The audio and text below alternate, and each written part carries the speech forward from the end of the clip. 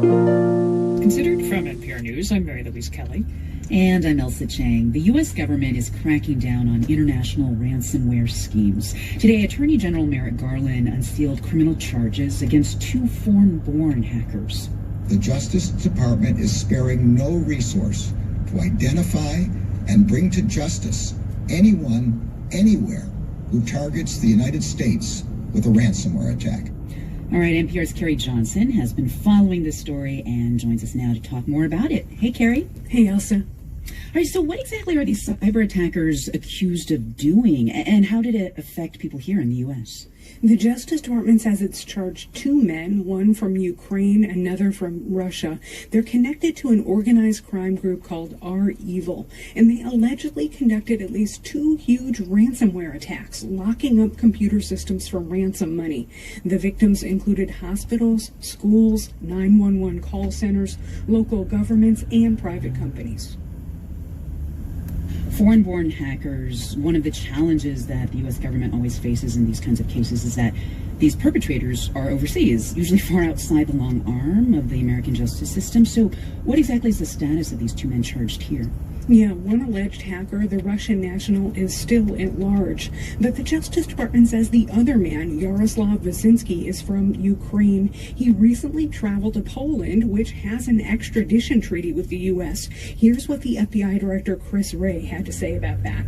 There are lots of reasons why people travel, and I can't get into the specific reasons why Mr. Wyszynski traveled, but boy, are we glad he did. So it turns out law enforcement in the U.S. has strong relationships with partners in Poland and Ukraine, which definitely helped in this operation.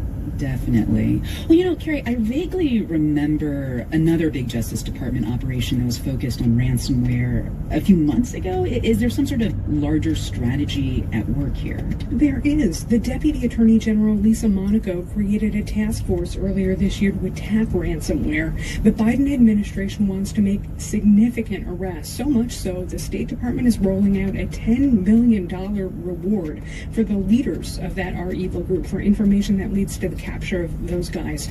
It's a criminal problem, but it can also be a national security problem if the hackers go after power plants or other critical industries. Lisa Monaco told me the investigators are moving fast and following the money.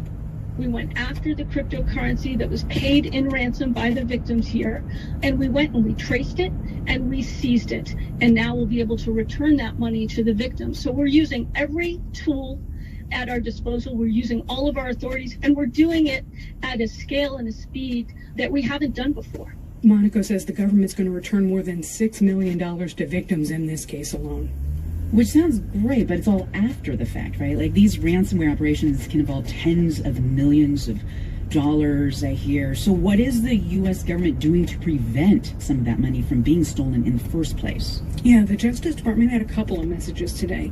It's asking Congress to pass a law that would create a nationwide standard to require companies to report these kinds of ransomware attacks to the federal government as soon as they happen.